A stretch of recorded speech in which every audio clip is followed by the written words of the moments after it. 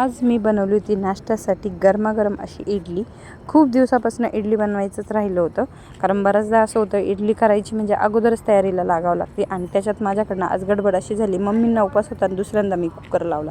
तर तरी पण ठीक आहे, आता केली तर काय करणार आहे. तर दुपारच्या जेवणासाठी ना थोडीशी भेंडी बनवली होती, कारण वीरच्या पप्पांना लागणार होती, कारण मला इडली एक्स्ट्रा खावा लागली असती.